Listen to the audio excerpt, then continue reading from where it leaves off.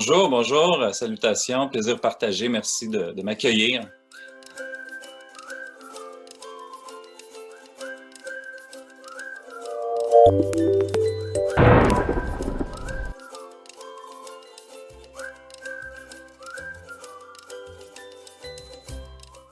Bien sûr, alors je suis un auteur de bande dessinée et illustrateur québécois. Je suis présentement à Montréal dans mon atelier. Et donc, j'ai toujours dessiné, j'ai toujours été un passionné de bande dessinée, de narration en images. Donc, j'ai toujours raconté des histoires avec mes dessins. J'ai fait des études en art plastique et en bande dessinée à l'université. Et donc, j'ai gradué en 2009 de l'UQO, l'Université du Québec en Outaouais, qui offre ce programme d'études en bande dessinée. Et depuis, je fais des bandes dessinées et des illustrations à temps plein. Donc, c'est vraiment ma passion qui est devenue mon métier. Donc, j'aime créer des personnages, j'aime créer des univers. Et, et je vois qu'il y en a un qui a mon album déjà. Donc, Oui. voilà, ça fait le tour. Je fais ça à temps plein. C'est vraiment une vocation. Et je m'amuse et je trouve que je fais un des plus beaux métiers du monde. Alors, j'ai commencé à illustrer des romans au début de ma carrière. J'ai commencé à faire des illustrations, des courtes bandes dessinées dans différentes revues, notamment la revue Les Débrouillards, qui est une revue jeunesse scientifique où il y a de l'humour aussi et toutes sortes de recherches sur la science et les arts. Donc, j'ai fait une série qui s'appelle Étienne et Charlot.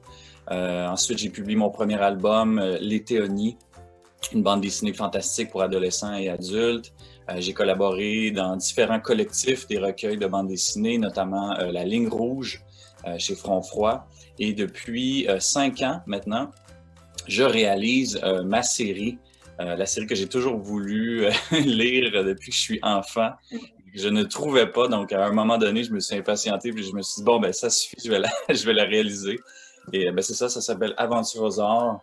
Donc,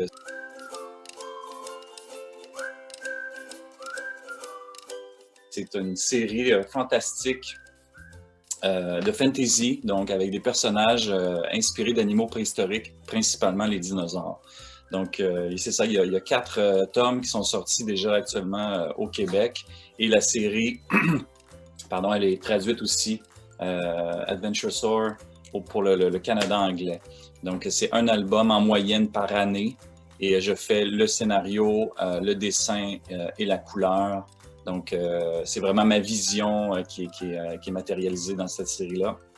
Wow. C'est vraiment l'idée de jouer dans un univers fantastique médiéval avec des outils de l'époque, mais aussi tout l'aspect surnaturel, la magie.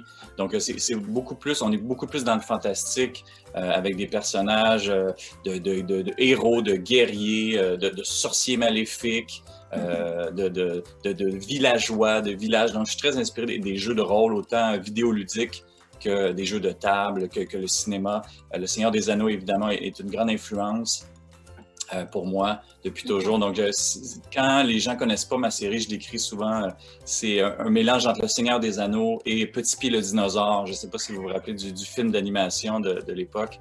Donc, c'est ça. Puis, à chaque album, ben, je développe la quête de Rex, qui en gros, lui, c'est le petit dinosaure bleu qu'on voit ici. Lui, il est à la recherche de ses origines. Donc, il recherche d'où il vient. Il n'a jamais rencontré sa mère. Donc, il part à cette quête-là suite à un événement tragique que je ne dévoilerai pas ici Non, maintenant. Mais donc, il va avoir de l'aide de ses 2 meilleurs amis, Gogo et Pachi. Et ensuite, dans le tome 2, il va rencontrer Cory, qui est une jeune ninjaptor, donc une Velociraptor ninja. Donc, encore une fois, je m'amuse avec toutes sortes de concepts. Puis, elle a été élevée, elle a été recueillie par le clan Ninjaptor. Donc, elle est très aguerrie, très habile, mais elle a une personnalité très différente de celle de Rex. Donc, ils vont devoir mettre leurs différents de côté s'ils veulent survivre parce que c'est un univers plein de dangers. Tu as évidemment des personnages plus vilains, tu as des grands vilains, mais tu as aussi les dinosaures sauvages qui sont à l'état sauvage, qui ne sont pas dotés de paroles. Et donc, ben, il y a une raison aussi dans l'histoire pourquoi il y a cette dichotomie-là, pourquoi il y a deux types de personnages. Et c'est ça, dans le troisième, ben, ils sont à la recherche de l'oracle de Triasio parce qu'ils cherchent des pistes, des réponses pour continuer leur quête. Je fais un méga résumé. Mais ça vous donne une idée des grandes lignes. Puis là, le tout dernier qui vient de sortir, je suis très content. Les Portes de Jurassic.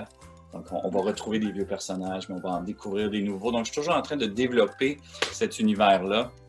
C'est vraiment ça qui me fait triper, autrement dit. Ça a toujours été une passion que j'ai chérie et développée et cultivée depuis que je suis tout petit, mais aussi les univers fantastiques médiévaux via les jeux de rôle, des jeux de table, des dessins animés, des films, certains jeux vidéo aussi. Donc, c'est vraiment deux passions que j'ai mélangées, que j'ai fusionnées pour mon plus grand plaisir.